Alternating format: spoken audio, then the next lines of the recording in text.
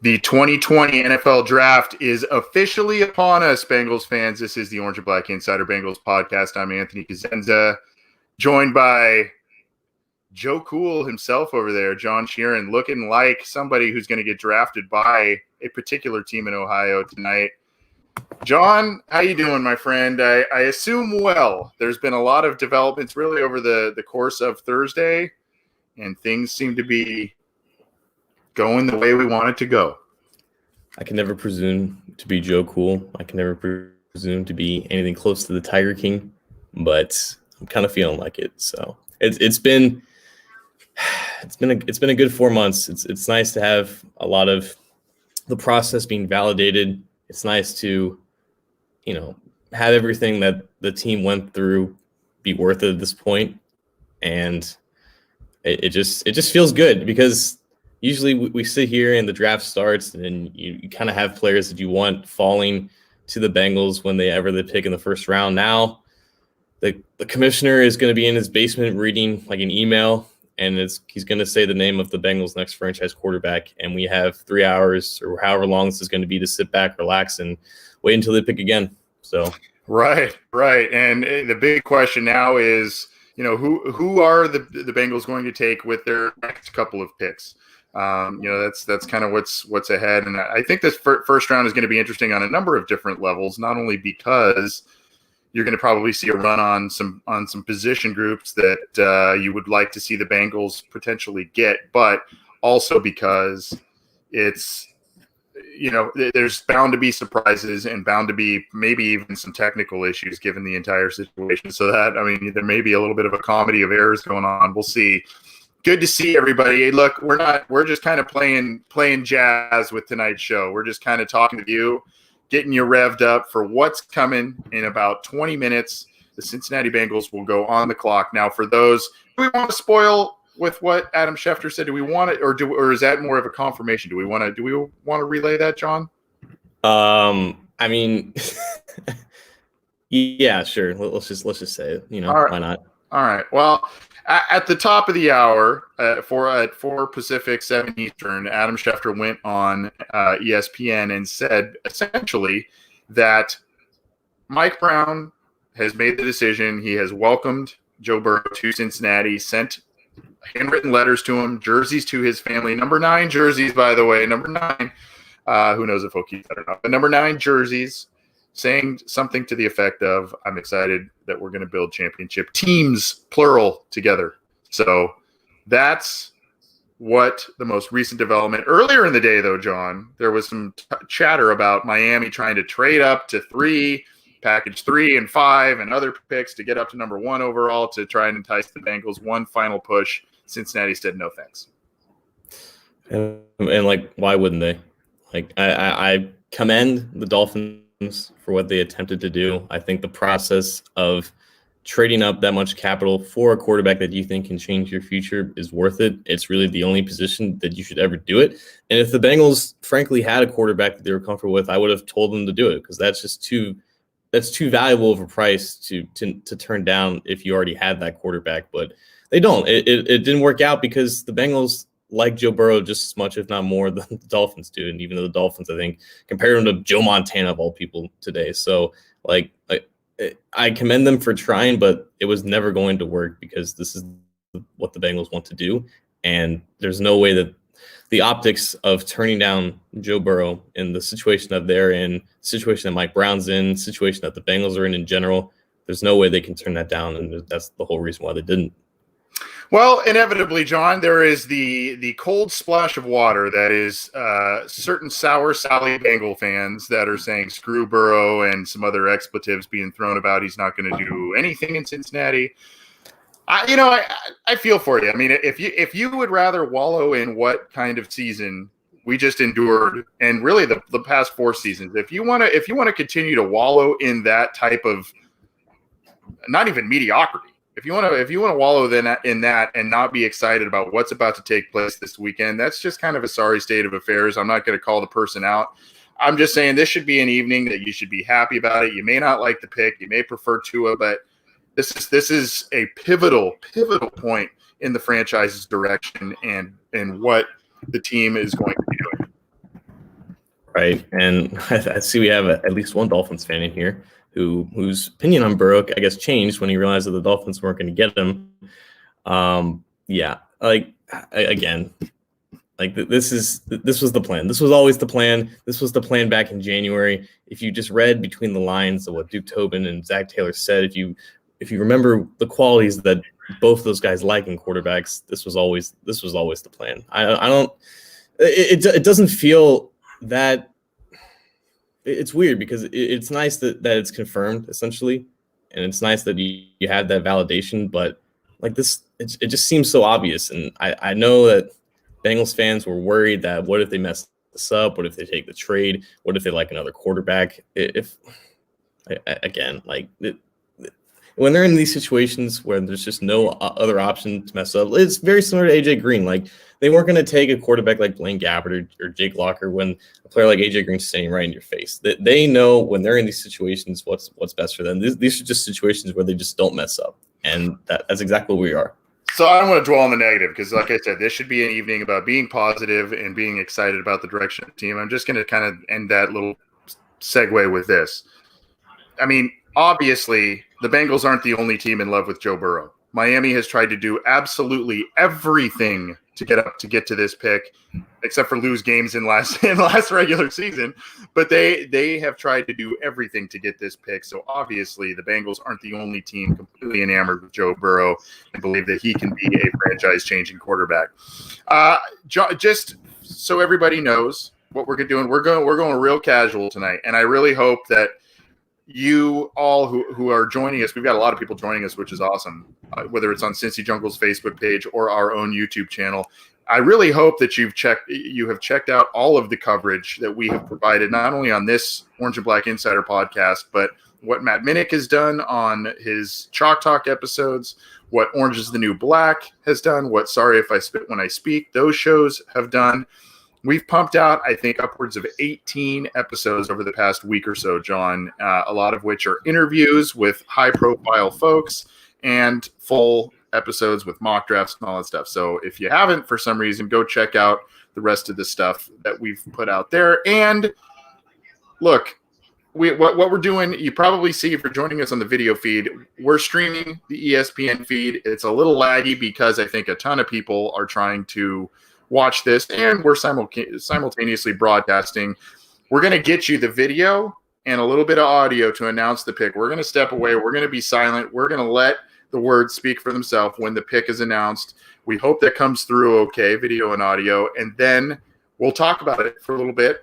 And then at the end of the night, we'll go off the air afterwards. At the end of the first round, Matt Minnick will come on, and he will talk about his best available in the rest of the class. So that's the plan for tonight, and I'm going to let John take us where we want to go next. I'm going to hands off the wheel. We've got about 11 minutes until the draft officially starts. Well, for starters, you want to switch to my stream because I think I have a little bit better connectivity here. Do it. If you're able to share it, let's do it. Yeah, all right. Yeah, let's set this up here. And if not, what I had planned to do is maybe play background audio and stream the video. But if we can get this working, let's do it. I want this to be part of the show. I want the people who are tuning in to also experience it, similar to however they're watching it. But however you are enjoying your draft experience, we are really excited that you're joining and hanging out with us.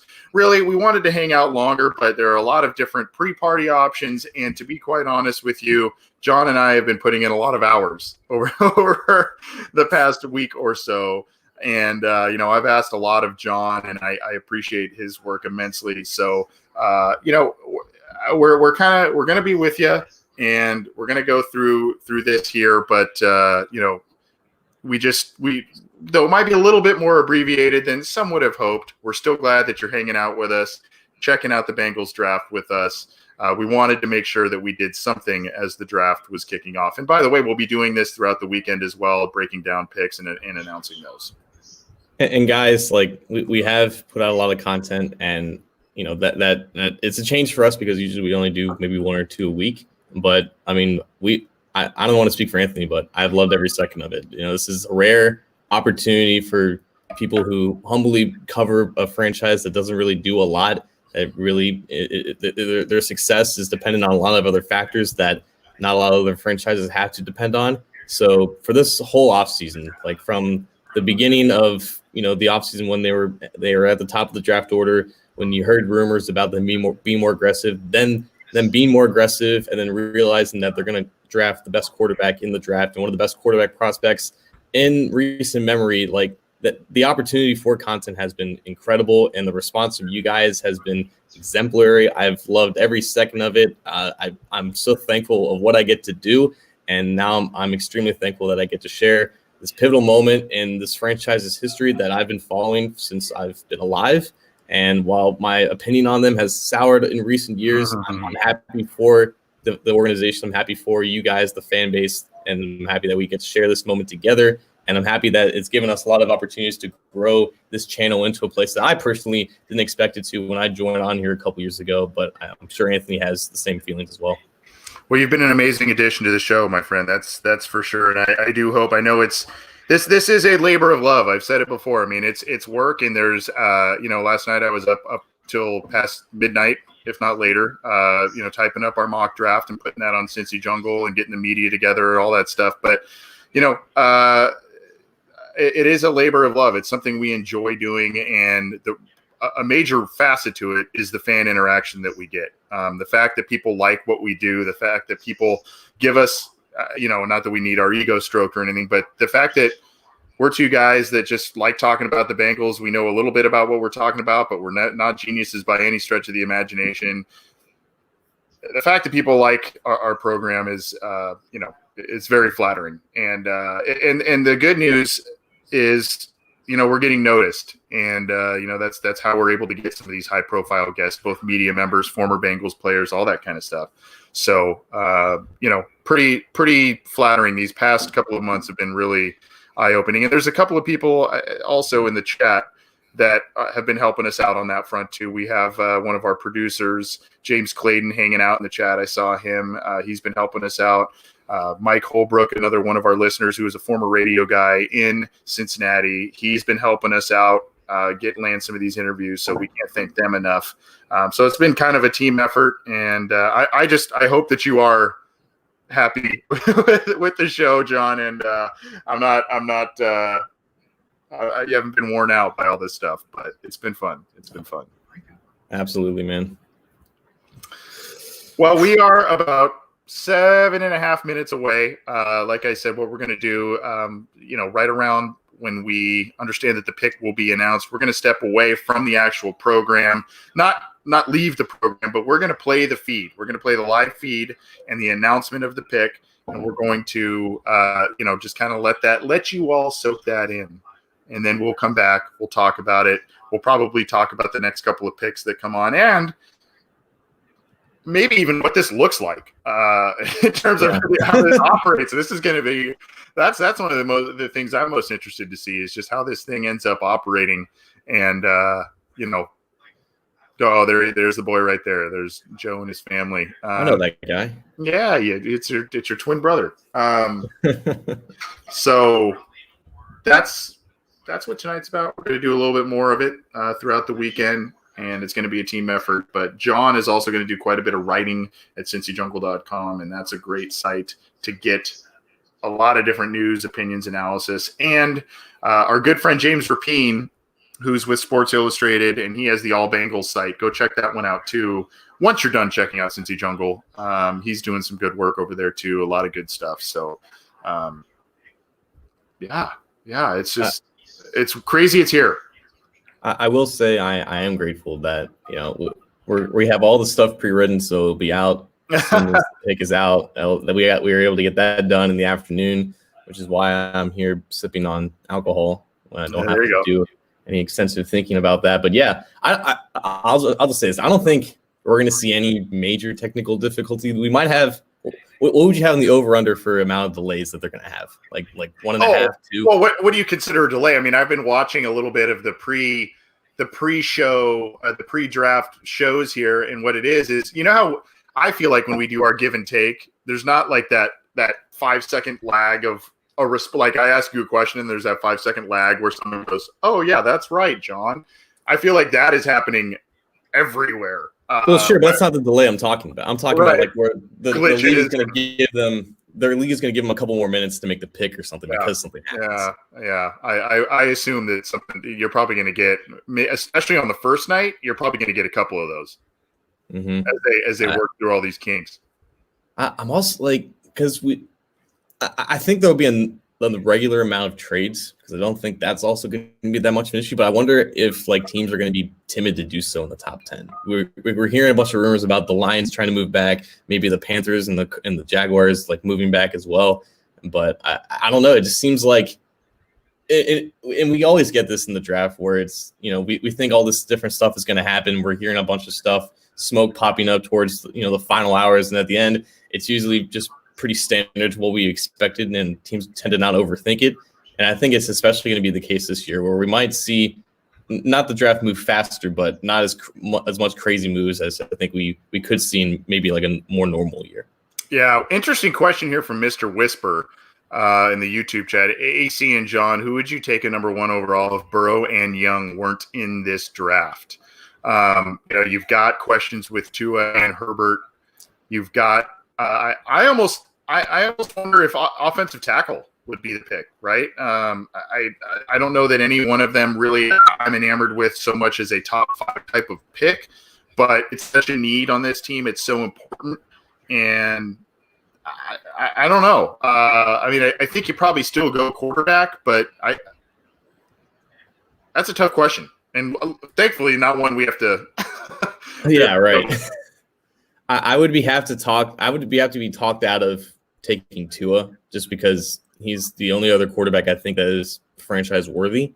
And like, there's going to be people who will be like, you can't take that risk in terms of what his injury history is at that pick. But I mean, there's a reason why I still really like him. And if Burrow wasn't here, he would be the unquestioned quarterback 1 in my mind. And even with Burrow, there's still a lot to like with Tua. It's just unfortunate the amount of injuries that he's gone through at Alabama, and you have to just wonder how long he's going to be able to, survive the NFL, if you will. And I don't think he's going to have any trouble in the beginning part, but it's just a matter of if he just gets lucky and doesn't have any of those issues come back to bite him. But again, they need a quarterback so badly, and I think Tua is still worthy of that honor of being that top 5 pick. And if it all comes down to it, and there is no Chase Young or Burrow, I would have to be convinced to go other ways. Yep. We are just a couple minutes away from the kickoff of the 2020 NFL Draft. Thanks for joining us here on the Orange and Black Insider. We are very excited to have you there. Like I said, we're just a couple minutes away here. And just so you know, and I guess we got to get this out of the way, we are streaming the ESPN, or I guess just kind of the general NFL draft coverage, because now there's a lot of collaboration on it. But we're going to be streaming that. So just in case there are any copyright issues, NFL, we're crediting you. This is NFL property, NFL draft property. We're watching it legally. We are just streaming the feed as we go here. But excited. I see it. I see a door right there, and I'm imagining the FBI coming in and asking if I have the express written consent of the NFL. I know. If I have to go black screen, that's why. All right. Yeah. I'm a little worried about YouTube coming calling, but whatever. We're fine. It's important. It's one of the things that we can sit here and chat and yak and give you all the insight and excitement that we have on our side. But, I think it's impactful to hear the actual pick. And if you're just joining us, I don't want to necessarily spoil it again, but go read some stuff that Adam Schefter put on Twitter recently, and it'll give you a little bit of insight as to what you can expect in the next couple of minutes. The one thing I'm curious about, John, is if the Bengals will rush to the podium with this, or if they're going to wait out their time. I could so see just like Taylor and Brown be like, "You want to wait this out? Yeah, let's wait this out." I could so see that. Yeah. Well, here we go. It is 5 p.m. We are we're getting pretty close here to the start, and I think you maybe want to. I don't know how far behind you are there, John. I'm looking at the live, and right now it's like going through some type of. I think we're about a minute behind in terms of the stream. I just refreshed it. I'm not sure we're going to get any closer than this, but I would try Perfect. again. I like it. We're good.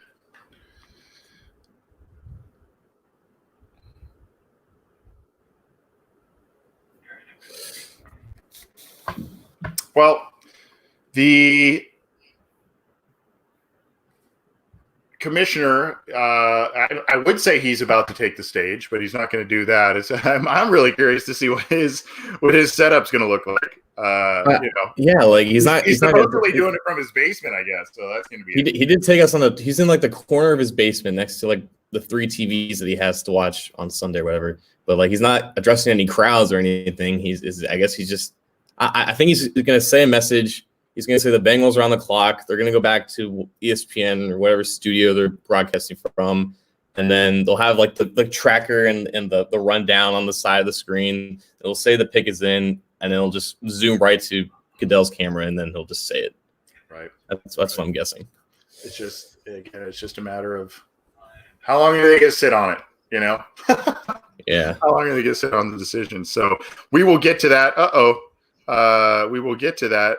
Hopefully, yeah. Let's. Now everybody's trying to stream this. Right.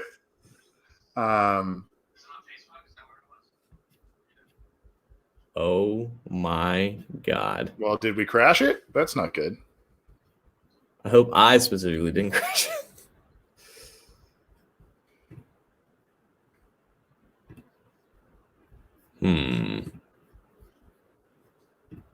I do not have a good hit rate with sharing my screen. I'll say that right now. I think it's probably high traffic, unfortunately. Damn you, COVID. Let's try this one. Worst comes to worst, we'll watch it in Spanish. ESPN Deportes. I've got mine. If you want me to cue mine back up, let's do it.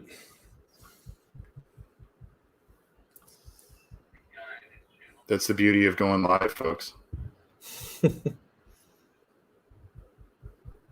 Mine's a little more choppy, I think, but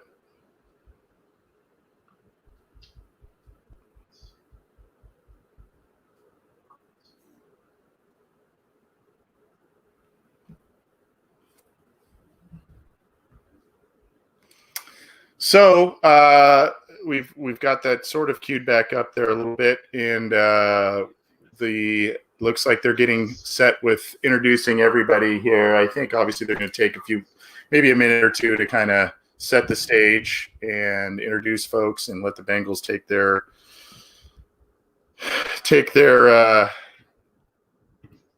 pick here in just a minute. But Andrew Jordan Sting, are you guys doing the whole draft? No, we're not doing the whole first round. We are going to do we're going to do a little bit into the first round here. These first few picks, definitely announce the first pick, and then we'll talk about it and what's ahead. And then at the end of the first round, Matt Minnick will take the Cincy Jungle. He'll go live on the Cincy Jungle Facebook page and his own YouTube channel. He will do that and will break down best available prospects and whatnot. So that is going to be how this works. Mm-hmm. I think right. Oh wow, we're getting like a whole shot of everybody's worms right now. Just Trey Wingo and nobody else.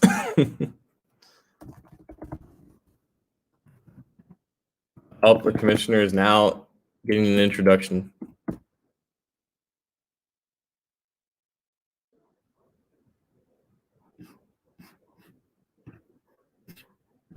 When do you want me to start getting the volume? So right. So your stream is a little behind and also having some issues as well. I think we're still a few minutes away from him actually saying the Bengals are on the clock. Right. So, let's see here. I've got an idea as maybe an option for the audio. So, Okay. I can figure that out.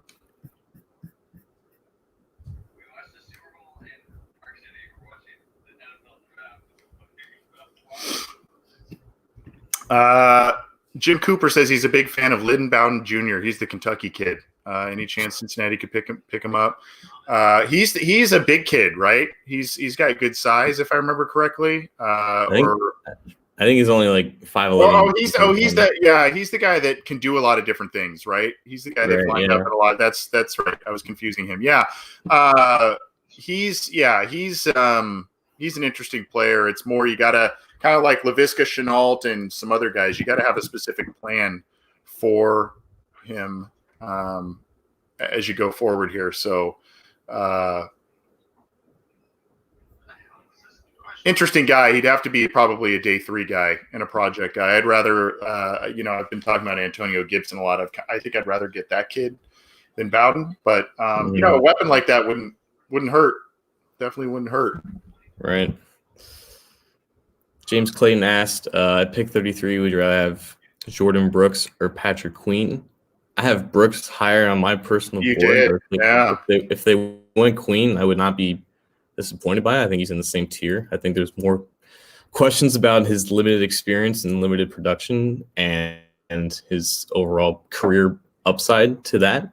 He would be an outlier in terms of being a high quality player with that low production, but I think you're confident in what you see on the film and his ability to read and react as a run defender. And also he's a better cover player than Brooks is right now. So if they went either way, I would be happy. I think Brooks has a better chance of being there at that pick, but it's not out of the question that Queen could slide because of those specific issues.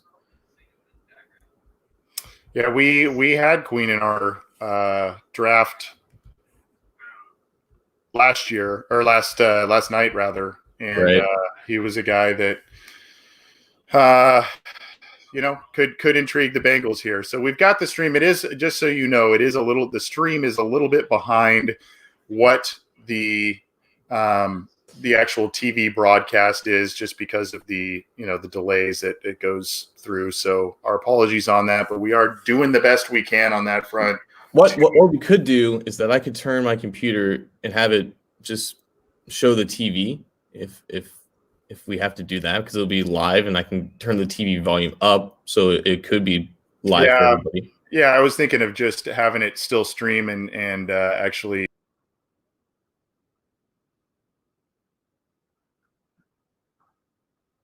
Oh boy. All right. Here's what we're going to do, folks. I'm going to turn my computer towards the TV when that time comes. Unfortunately, the streams are just not viable at this point. There's just too many people on it. So I think that's probably going to be the best way of doing it. Obviously, I look good, so I don't want to be off camera, but that's a sacrifice that I'm willing to make if Anthony wants to do that. Give it a look. Give it a look here. Let's see what it looks like. I have to avoid the camera showing an embarrassing picture of me next to the wall, so let's just turn up here.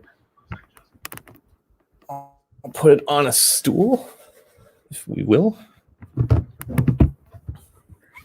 Let's put it a little bit closer.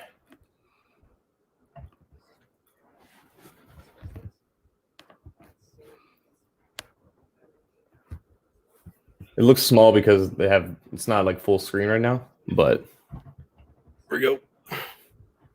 All right. And you want to test the volume? Yep.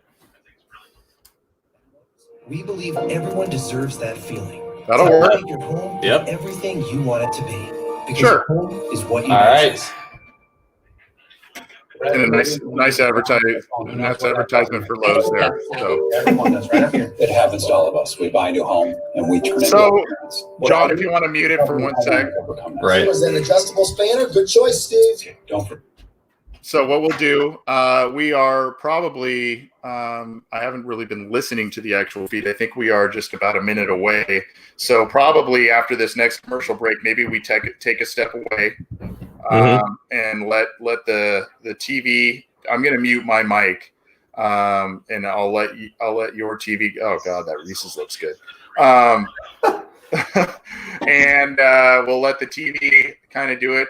Unfortunately, that we wish we had a little bit of a different setup. We had it going, but I think just everybody's using the stream, so I think it's just going to lag.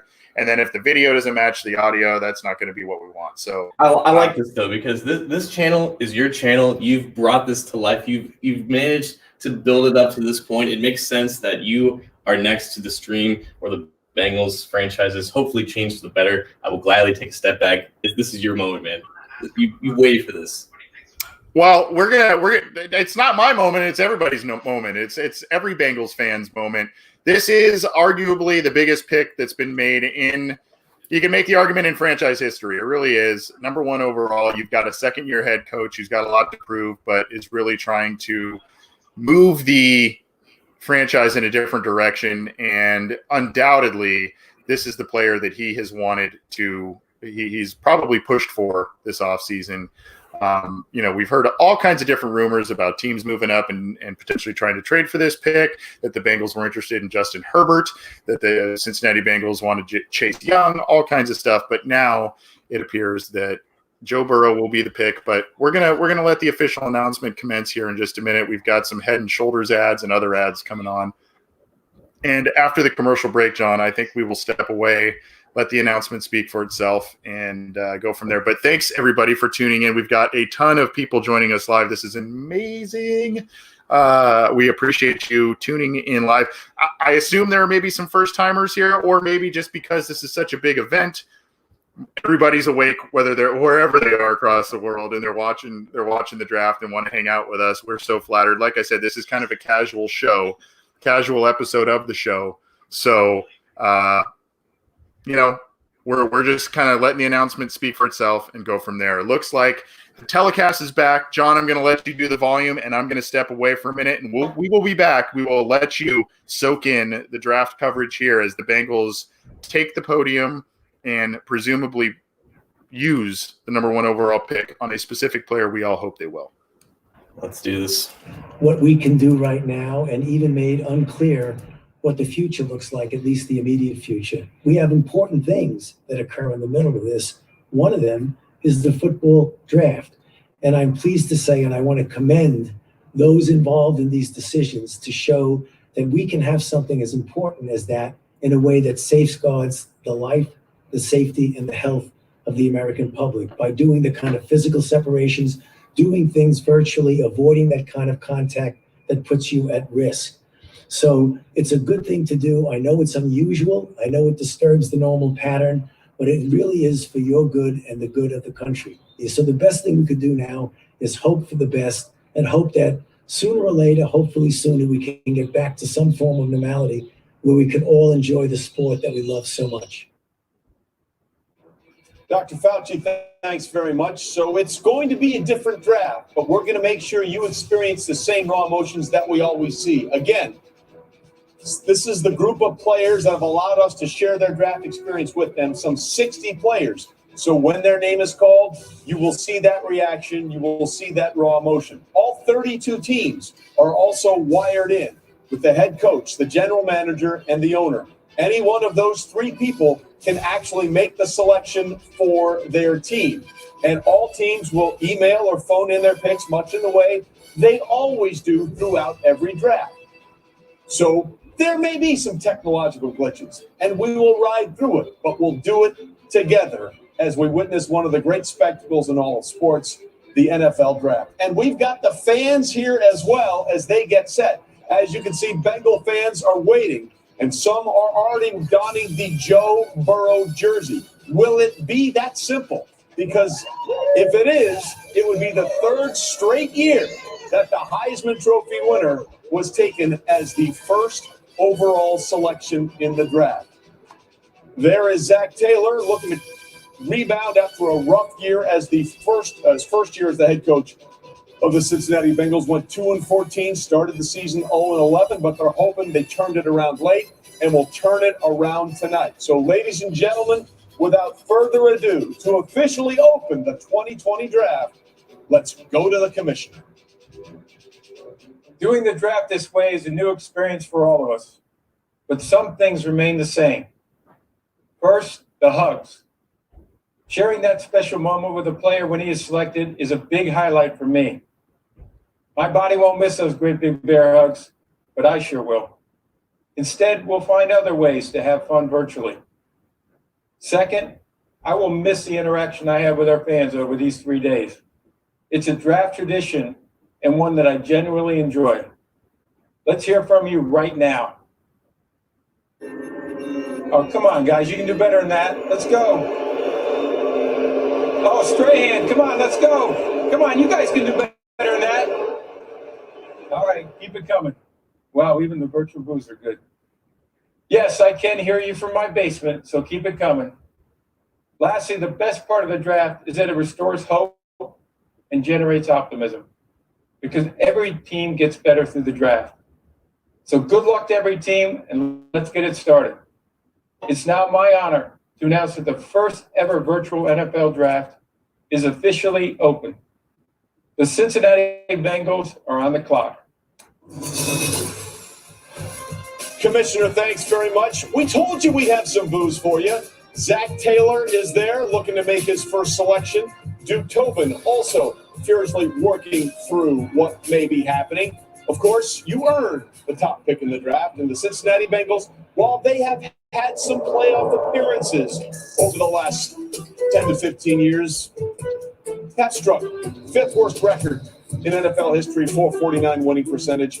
20 seasons without a playoff win, the longest active streak in the NFL. And of course, this is the fourth number one pick in the last 30 seasons, which is tied for the most in the NFL over that time frame. And there is the man from Athens, Ohio, the Heisman Trophy winner, Joe Burrow, who is the presumptive, for the next few minutes anyway, the number one overall pick. So let's get to know Joe Burrow, the former LSU quarterback, and the high hopes he hopes to bring to the Cincinnati Bengals. He comes from a football family. They all went to Nebraska. Nebraska chose to not pick up on Joe Burrow, even after he was a 2014 Mr. Football out of Athens High School in southeast Ohio, and then, of course, went to Ohio State. At one point, he was considered to be the next Alex Smith, but never really got going. Then he transferred to LSU. His first season in 2018 was okay. 16 touchdowns, 5 picks. And then 2019 happened, and my God, he rolled in everything you possibly could. Single season records for total offensive yards, total touchdowns at 60, total touchdown passes at 60, total touchdowns at 65, a national championship, and a Heisman Trophy as well. It's arguably the greatest season a college quarterback has ever had. They beat 7 top 10 teams and scored a record 726 points. So let's get to know Joe Burrow as best as we can. Mel, Cincinnati is here because last year wasn't great. They have had some success, but they need Joe Burrow to up the ante here. Yeah, I'd like to dispel that myth that the Bengals are the worst place to go. Since 2003, when they drafted Carson Palmer, 6 10-win seasons. That's as many as the Cowboys had, more than the Chargers, the Giants, and the 49ers. Quarterback since 2003, basically Palmer and Dalton have thrown 414 touchdown passes. That's 13th in the NFL. Not the worst place to go. And for Joe Burrow, what impressed me the most was the big games. There were 5 opponents that finished in the top 10 when the season ended. Against those 5 opponents, Joe Burrow had 22 touchdown passes and 0 interceptions. And when the pressure was on, he was always at his best. He was absolutely Joe Cool. Daniel Jeremiah, when you see Joe Burrow, what's the first thing that stands out when you watch the tape? Well, to me, it's just the poise that he plays with. I look at accuracy, poise, decision-making, playmaking, and Joe Burrow's off the charts in all 4 of those areas. The big leap took place from 18 to 19 because they got 5 guys out into the route, and that's where he was able to spread and shred every single defense he faced with LSU this fall. Let's go to Kurt Warner next. Kurt, lots of quarterbacks have great stats, but you look for traits in college quarterbacks that can translate to the NFL. Yours certainly did. What are you looking at trait-wise that you like from Joe Burrow? Well, you're right, Trey. There's not very many sure things at the quarterback position making that transition from college to pro. So what does translate? When you talk to players going from college to the NFL, the first thing they say is the speed of the game picks up. You're looking at Joe Burrow. That was probably his greatest strength, was being able to process information, make good decisions, and get the ball out of his hands quickly. Also, a very accurate quarterback, over 76% completion. That is something that also translates. A couple things I really like about Joe Burrow. All right, Kurt, thanks very much. Let's go to our front office insider, Louis Riddick. Louis, it was your job to evaluate talent like Joe Burrow when you were working with Washington and Philadelphia. What did you learn about him through this process? Look, Trey, he's a guy who can do many, many good things, and he's a very diverse quarterback as far as the kind of things that he can execute both inside the pocket and outside the pocket. Inside the pocket, we've already talked about the fact that he's one of those guys who can just move subtly, buy time, keep his eyes down the field, and throw the ball with accuracy. He can throw the ball outside the pocket on design boots and rollouts and throw it with accuracy there. And then the number one thing really is this. He is very, very athletic, almost sneaky athletic, but people who watch him realize that this is a guy who can pick up first downs with his legs, so he can do it all. You can see why Cincinnati ultimately is going to pick him. Listen, we've got all the physical traits. Michael Irvin, you talked about this earlier in our pregame show about above the shoulders. I want to read a quote to you about Joe Burrow, trying to be a leader. He said, everyone has their own secret sauce. You can't steal someone else's. If Burger King tried to make cane sauce, it would be crap. Everyone has to have their own. You just have to find it. And he seems like he's found that sauce. Just by sharing that right there with you tells you he understands he has to be himself in order to win that locker room. But he has those three things that as a young man, he's going in a grown man's locker room and trying to win that locker room. They want to know, your quarterback, can you score? You just talked about he had the touchdown record in the FBS. They want to know, can you win? They went 15-0 and he won the Heisman Trophy. And they want to know, can you lead? He led his team to a national championship. That should go a long way, Trey, when he walked in that Bengals locker room and tried to ascend to the leader of that team, franchise, and community. Michael, you're absolutely right. And Booker, you saw this unfold firsthand. I mean, let's be honest. When Joe went to Baton Rouge, skinny kid from Southeast Ohio, he was all the way an outsider. And by the end of this past college football season, he could not have been more a Bayou Bengal. Well, Trey, he's got that it factor. Many have tried, but Joe was the only one to succeed, to come to Baton Rouge and to galvanize all the talent that LSU had down there. And his ability to walk in the huddle and have the other team guys look at him and know that we have a guy that has supreme confidence, not cockiness, but just confidence. And Trey, I'll tell you a story. We were walking to midfield for the national championship game. It was me and Joe side by side against Clemson. He simply looked at me and gave me a wink. He's confident, not cocky, and Cincinnati's going to love him up there. Oh, you got to like that in your quarterback. A very, very cool story there, Booger. So he did win the Heisman Trophy in a landslide, most first-place votes, widest margin of victory we've ever seen. But during that time, when Joe was at the pinnacle of individual achievement, he took a pause in that Heisman Trophy speech and for about 30 seconds spoke about something that was very near and dear to his heart.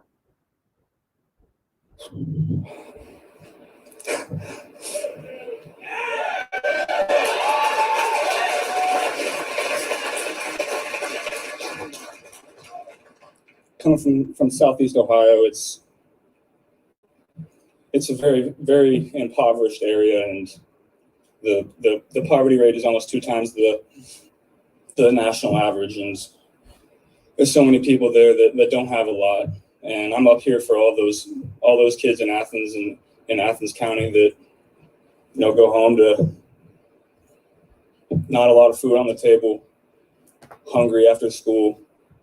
And you guys can be up here too. I'd like to thank.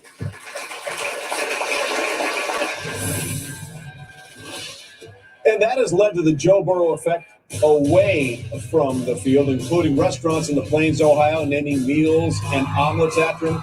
Look at him celebrating with the fans after they came back after that win over Alabama, and then changing his jersey name to Burrow in classic Louisiana style. He was in every way the Lion King as he won that Heisman Trophy in a landslide, and over $500,000 raised to the Athens Food Pantry. Even got a giraffe named after him. He put up a sign in Baton Rouge this week thanking them for everything they've done.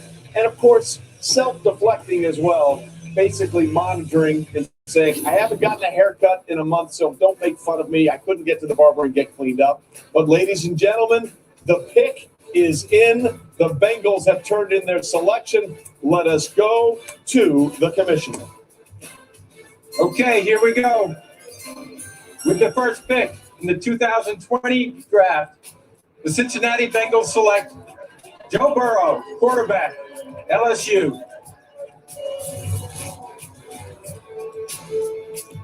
And there you see Joe with mom and dad, and you have to wonder what's going through his mind right now. Remember, when he entered the transfer portal, he said one more time he wanted to go to Nebraska, and Scott Frost, the coach, said, is he better than what we got?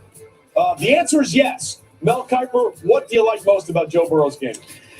I'll tell you what, the improvement was so dramatic. And you were a little cautious early on, Trey, because this is a sixth-round pick going into the year. And all of a sudden, you see this guy putting up big numbers. He looks like he's got it. He's going to incorporate every receiver into the mix. They got everything going. You start moving them up to the third round, second round. I drew comparisons to Tony Romo. Then it became Tom Brady. Then you get late in the season after you won the Heisman Trophy and say, boy, now the pressure's on. This is championship or bust for LSU. And he didn't blink. He got behind the item, struggled in the country game early, and then all of a sudden, lights out. Again, Joe Burrow's poise, his confidence, the way he manipulates, he just has that it factor. He has tremendous awareness. He slips, he dips, stays away from trouble, and then makes those accurate strikes down the field. Joe Burrow put together the best season I can ever remember a college quarterback having. As I said, you talk about the elite competition he faced, 7 opponents that were combined 77-18. That's 77-11 if you take those losses to LSU out of it. So this is a guy that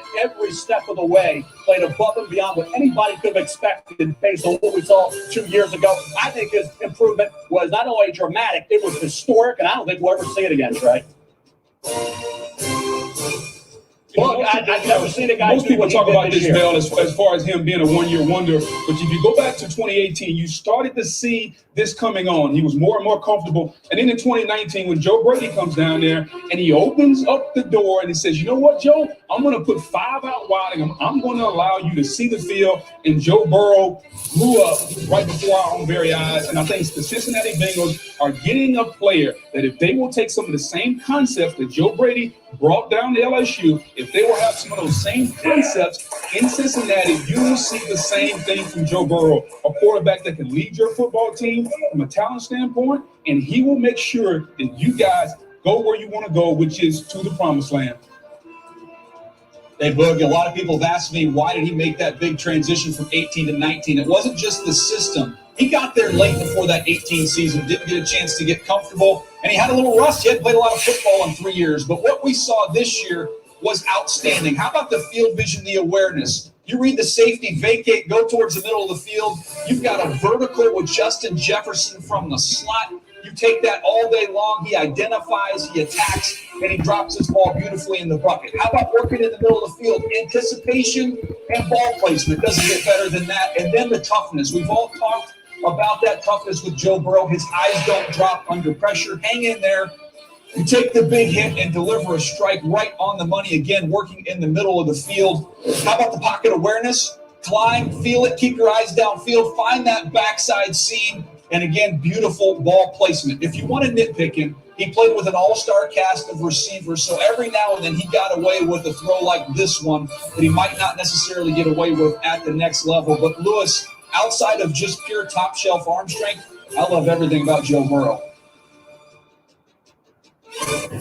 Yeah, I mean, he really is technically proficient in many, many different things. When you're talking about playing the quarterback position, first and foremost, when you want to look at him compared to some guys who are playing in the league right now, as far as traits, we already talked about the pocket mechanics. Look at him move up in the pocket here, keep his eyes down the field, two-hands on the football to make sure it's secure, and then hit Justin Jefferson come across the middle of the field. Tom Brady, again, has made a living doing this his entire career. He doesn't have to be a great athlete, but he's so just smooth in the pocket. And now, outside the pocket, he's a guy who can escape the rush again, push up in the pocket now to the right, get outside the tackle box, and just throw a dart down the right sideline there and just put it on the money. Jared Goff under Sean McVay, someone who was featured outside the pocket. Look at this throw right here to Brandon Cooks in the back at the end zone of the back pylon. It doesn't get any better than that. And then his recognition and athleticism to be able to recognize, hey, all the defenders' backs are to me on the second level. They're running down the field man to man. I'm going to take off, and I'm going to burn you with my athleticism. Ryan Tannehill does the same thing. He carried the Tennessee Titans in this manner all year long in 2019. When he sees the defenders turn their back, he's going to take off and run with the football. This is what makes Joe Burrow the total package. This is why you go number one overall. Yeah, listen, it's hard to go all right. Well, from Joe Burrow this past season. So he is truly the Cincinnati Bengals have officially selected Joe Burrow, quarterback out of LSU. John, thanks for setting up that stream and letting us get the announcement into everybody. We took a little longer than expected, but hey, we felt like, you know what? Soak in that analysis from those guys. Soak in the video clips from those guys. Hear the announcement. Hopefully you are excited. I know I'm excited. I'm about to crack a cold one, my first one in celebration. But John, predictable, a big moment for the Cincinnati Bengals, a big moment for this show that we were able to have that announcement live on this show. Look, I think we all know the pluses and the minuses and all of that. I think the question that a lot of people will have, and by the way, there is an interview with Joe Burrow on right now, so hopefully you're going to be able to hear that one if you've recorded the feed or what have you. But look, the question, I think one question a lot of people have is, what kind of quarterback do you think Joe Burrow can be if the roster deteriorates around him, right? So Carson Palmer, he was outstanding when he had a lot of talent, obviously, but he had a great offensive line, great wide receiver core, all of that stuff. All of a sudden, the team aged. They lost guys in free agency. They didn't draft as well. He started feeling a little bit more pressure, and obviously, as the roster eroded, his talent of his own play fell. Andy Dalton, kind of same thing. They built around him for years and years and years, free agency, attrition, all that. Is this a guy you think can overcome that, at least at a much higher degree, if not make it a non-issue? I think with Palmer, it was a lot of injuries, and also it was a lot of maybe he wasn't mentally equipped to handle that at that time. Burrow, just everything that you like about him, it's the quarterback that you want to invest in, because how he performs will dictate how good or bad the team is. Like with Dalton or a quarterback of that caliber, it was mainly about how much of the overall team can carry him. And when he was playing his best is when the team was built the best. And it was almost the same way with Carson for a time. But you saw the glimpses of how Carson made a lot of his receivers and just the team better and more capable of being a quality contender. With Burrow, it's in that same stratosphere. It's his throwing ability, his accuracy, his ability to avoid the rush, his ability to create out of structure. Those are the things that you want in a quarterback, that you want to invest in. What he does determines what the rest of the franchise is. That is a true franchise quarterback. His play does not get dictated by maybe a couple of receivers being out, or maybe you don't have a true vertical threat on the offense, or maybe you don't have a perfect offensive line. Maybe you have a couple of so-so starters there. Chase Young just got picked by Washington, by the way. But again, you don't need a perfect roster around Joe Burrow. That would obviously make him an even more productive player and maybe even more consistent. But the pressure is off for them to build a once-in-a-generation type roster like they had in 2015 in order to even compete in the playoffs. Now they have a chance to get to the playoffs every year as long as Burrow continues to develop into the quarterback that we all think he will be. When we spoke with James Rapine last night on our mock draft show and our draft eve kickoff show, he made an interesting point, and it's one that doesn't fall on deaf ears, but look at the quarterback talent that's in the AFC North now. I mean, it is that this has to, for so long, this was a division that was a ground and pound, 1,400-yard rushers, 1,600-yard rushers. You had your Jerome Bettises, your Rudy Johnsons. You had all granted, the Bengals were able to throw the ball well in the Rudy Johnson era, but, Cedric Benson, that was a ground and pound team.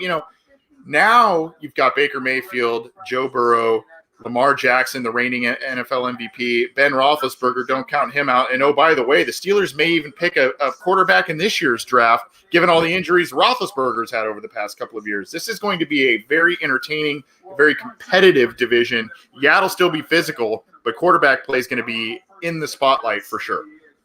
And that's the whole thing, because the Browns still love Nick Chubb. They're going to feature him heavily. The Ravens obviously want to run the ball a lot, and that they can do that with the quarterback that they have. And I think the Bengals still want to heavily feature Joe Mixon, and obviously the Steelers' offense hasn't really changed that much. But, yeah, the quarterback talent is there, and the potential is there for a really tight division throughout the coming years if Baker can get better and if Lamar continues to thrive as the MVP that he is. And it's not fair, I think, for us to say that Joe Burrow is already the best quarterback in the division. Regardless of what you think, Lamar, he just won the MVP. Yeah, he didn't get it done in the playoffs, but he's already, he's the same age as Joe Burrow, but he's already, has 2 years of NFL experience under his belt, and Burrow has some catching up to do. And I think the story isn't completely written with Baker as well. And unfortunately, until Roethlisberger decides to hang it up, he's, like you said, he's always the threat. So this is exactly what the Bengals needed to compete in the division. Andy Dalton just wasn't going to cut it anymore. He obviously wasn't good enough to consistently compete with the Steelers, or the Ravens, or even the Browns, for that matter, towards the end of his tenure here. So yeah, Burrow is exactly what they need to get back in the AFC North, to get back into that race. And it's not just this. It's just the AFC North football is only running in power plays. The Ravens' offense has evolved. The Browns' offense is going to continue to evolve, and hopefully the Bengals' offense evolves under Burrow. Before we get to our next topic and hopefully get out of here in just a couple of minutes, John, I'm gonna crack one. It's not only is the label. What the hell is that? It's Artifacts. It's a local brewery in San Clemente, California. It is an IPA. Trigger Finger. I thought it was appropriate not only because of the color scheme, but the name of the beer. Artifacts. Not an ad, just a good beer. I'm going to crack one in celebration here, my first of the evening. I don't normally drink on many shows, but I'm going to have one to celebrate the big moment tonight. So I will crack up another claw with you, my friend. All right, another. We on half does? Where are we at? This is only like 8, so I still got work to do. All right, okay, all right. The Lions have not traded. They're picking right now. Cheers, my friend. This has been a fun 4 months with you, and not that the others weren't, but covering this type of Bengals action over the past couple of months with free agency, what just happened tonight, has been much more enjoyable than what has happened over the past the previous handful of months. I'll say this. We had James Rapine on yesterday, and he was talking about when he first started covering the Bengals. That was in 2016. That was also when I first got to Cincy Jungle. And like for as long as I've been writing about this team, they just haven't been good. So 4 years into this, 2 years into this podcast, it's nice to see them not only relevant, but at a level where they can be competitive again. When I'm actually covering the team. Yep. So agreed. Totally agreed. I want to move on and talk briefly before we get out of here in just a couple minutes, but I want to move on and talk briefly about what you think now happens with Andy Dalton. We talked a little bit about it with James Rapine last night. There's quite a few people there have been hundreds of people literally joining us live. So maybe we have some new faces or those who have not been able to listen to that episode yet. What do you think happens to Andy Dalton as we sit here right now? Burrow is officially in the fold. He will be, for all intents and purposes, their starting quarterback minute 1 when he's there. New England grabbed another 4th-round pick. Jacksonville has noted interest with Jay Gruden as their offensive coordinator. Chicago grabbed Nick Foles, but they do have a former Bengals offensive coordinator and Bill Lazor there. I don't know. I mean, is there anything where is there a scenario where you see the Bengals get something out of this? And by the way, before I get your answer, Jeff Okudah was the pick by the Detroit Lions at number 3. I will not be surprised by anything, but I don't think if it happens, I don't think it's going to happen today. I think it happens sometime over the weekend if it does. But yeah, like the amount of teams that can and should is very low, and the compensation will also be low as well. And that's part of the reason why I'm not sure that the Bengals are going to be so inclined to do it. I still don't think that they're on the mindset of we just need to get whatever we can for Dalton. I think they just have a little bit too much respect for him, and they still want to have that option of keeping him if that's in their mind where the value lies the most. But I think the most likely option is that he does get cut sometime after the draft, and we can talk more about that if that happens to be the case. But if he does get traded, I think it will be for at most a 4th-round pick, and I think the Bengals would accept that at this point. I'm just not sure that happens, even though New England did get that extra 4th-round pick. But if it does happen, it's not going to happen tonight. It'll probably happen either Friday or early Saturday, maybe even before the draft begins. So I know it's early, and Matt, as I mentioned earlier, Matt Minnick is going to be taking the air for CincyJungle.com and on its Facebook page, his own YouTube page, and we'll put up that later on our own YouTube page as well. But he is going to be taking the air, talking about best available going forward. And as we sit here now, I mean, it's not just best available. What's your gut feeling the Bengals do at 33? Trade, linebacker, offensive lineman, or wide receiver? I think that has to be, maybe even edge rusher. Right. That seems to be the most viable options at this point. I think Diana Rossini reported earlier today that she talked to Zach Taylor and he just basically said best player available. They're not going to reach for whatever their perceived biggest needs are, but I do think that the best player available for them is going to be at one of those positions. And again, like what we think is best player available and what they think is best player available is probably not going to be completely coinciding with one another. It could be a surprise like Jordan Brooks, who may be higher on teams' boards than normal. It depends on who goes in the first round, obviously. I think it will be one of those four positions, either a tackle, a linebacker, receiver, or a pass rusher. Cornerback, I guess, being the outlier there if one happens to fall. And it's going to be the highest player from those positions. I don't think it's going to be like a running back or a tight end or even a guard for that matter. It's going to be in a position of relative need. It's going to be someone that they expected to go in the first round, and it's going to be somebody that will force them to stay at 33 and not take any trade offers. But again, them taking trade offers is definitely a possibility, especially if Jordan Love is still there, if a team wants to move up for him, or really any quarterback that someone wants to trade up for. I think they're going to be inclined to do that. I think they wanted to get as much draft capital as possible, but they also want to maximize, in general, just the value of that 33rd overall pick. So it's going to be a player that they want, that they thought was going to be picked in the first round at those positions. Could be Jordan Brooks, could be Josh Jones, could be Denzel Mims. It could literally be anyone except Chase Young or Jeff Okudah at this point. Yeah. And by the way, those three guys drafted 1, 2, 3, all three teammates at Ohio State at one point. Crazy. Mm-hmm. That's just, I know this last year they were not, but it's kind of speaks to the talent level, of course, of. Well, they needed Burrow at Fields at quarterback for them, so whatever. Unfortunate. Yeah. There was Oakley Dolan says Isaiah Wilson is a pick. There was somebody, I think it was Bucky Brooks, in the pre-draft coverage. He said he feels as if maybe 8 tackles get taken in the first round. At that point, kind of like what we exercised last night, you say, you know what, maybe the value's not here. I would assume, and he was saying Wilson would be one of them. And Wilson is one of those. Wilson is one of those fringe 1-2 guys right now. So, I would assume at that point, if that does take place and the Bengals do not move back up into the second round, it's probably not going to be offensive tackle at that point. You're probably looking at a true linebacker, a linebacker edge rusher type, a wide receiver.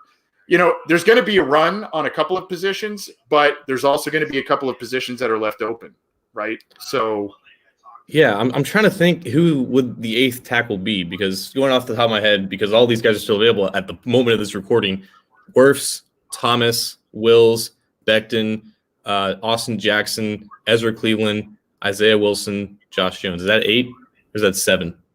That's right around 8. I should have been counting. I know. Wirfs, Wills, Thomas, Becton, Jackson, Cleveland, Jones, Wilson. So that's 8. That's it. That's like 8 right there. Yeah. So if all 8 of those are gone, I don't think they're going tackle. I don't think they're going to have a tackle that's created that highly at the second round pick. No. So I think at that point, and I think maybe you look, if you're really in dire straits in terms of needing an offensive lineman, maybe at that point that's when you look at interior offensive lineman. But again, value there. A fringe first round pick at number 33 overall. You want to get a first-round talent. There is a lot of first-round talented wide receivers. There are, potential linebackers and edge rusher guys that could fall there that should be the pick at number 33. There could be a trade back scenario. We'll see. I'm not a fan of that at 33. I could see the value in doing that maybe at 65. But again, if there are runs on certain positions, that would make sense. Anything else you want to get to before we get out of here, John? We've been going for an hour, and luckily ESPN and NFL Network did, and the NFL, don't get us in any trouble, did a lot of the legwork for us by broadcasting, and hopefully you enjoyed us broadcasting the pick live on the show here. We thought that was kind of an impactful moment. But anything else you want to get to before we bounce on out of here? I know we've got a lot of other things to do this weekend, but this was big and this was important, and I thank you for your time. Real quick, because the Giants haven't picked yet, what do you think Miami's going to do? I think we got that question in the comment section by Malcolm. So they're sitting at 5, right? They have what, 5 and 9? Was it 19? 5 and 18, 26. 18. Okay. Well, they're taking a quarterback somewhere. Yeah. It's a matter of where. Yeah, I think at this point, they may have teased their fan base so much about the potential of getting a Joe Burrow. Maybe at that point, that's when they, at number 5, you got to try and excite them with a Tua who played very close proximity-wise to Miami. Herbert could be the pick there just because of health, but I think they go quarterback at 5 and probably one of those offensive linemen with their 18th pick, and then maybe maybe a wide receiver at because they've lost they lost Landry a couple years ago, and they may need some extra help there. That's kind of what I see them doing, but I think they'll probably take Tua, barring something unforeseen. I just think it's funny how they did this whole brigade about hyping up Joe Burrow, wanting to trade up to that spot, claiming he was Joe Montana, having it not work out, and then having to go to one of these quarterbacks saying, hey, we like you too. And I just think back to November, December, when it seemed like an inevitability that the Bengals were going to get the first overall pick, and then it became challenged for that Miami game. And I'm only thinking about that game right now, just the ups and downs of that, and how obviously both teams wanted to win, but I just knew that if the Bengals won that game, we would not be here right now feeling the way that we feel. And tanking is such a weird construct to really identify, especially with the NFL. And you don't want to say that you want to do it, but in situations like this, you would just hate to be a Dolphins fan right now. That's all I'm going to say. Right, and a lot of times you like to see, especially with a rookie head coach in a year that the team is struggling, you'd like to see a team battle, win some games, and show some fight, quote unquote. But sometimes, and we're not prognosticators by any stretch. I mean, a lot of things can happen in Joe Burrow's career, but as we sit here today, I mean, you gotta be thankful that the Bengals ended up with just 2 wins instead of maybe 4, instead of 5, and then you got a real big debate on your hands there. John, let's bounce on out of here, man. I'm stoked. Yep. This is a big day for the Cincinnati Bengals football, a big day for the franchise. I wish we were there in person, but at the same time, this was a very cool way to do this, streaming it live. Thank you for doing that on the fly. That was big. I know our stream of the show, it's the TV feed was not doing well through the internet, but I'm glad you kind of made do. Hopefully you all enjoyed it. We had a lot of people join us. Thank you so much for joining us. We had hundreds and hundreds of people literally join us live, especially right around when the pick was made. We will be continuing our coverage going through night 2 and day 3. So we'll be taking the airwaves here. CincyJungle.com will be having a ton of content, news, analysis, all that stuff. John Sheeran's one of the guys there. John, this has been fun, man. It has indeed, and we weren't going to mess this up for you guys. This moment was too big, so yeah. But just like the Bengals, we handled it with ease. Yep, exactly. Enjoy the rest of your weekend, ladies and gentlemen. John, I'll see you soon. Try and enjoy your weekend too with all the work, but have some fun, and let's celebrate tonight, my friend. The second claw of many. There you go. Cheers.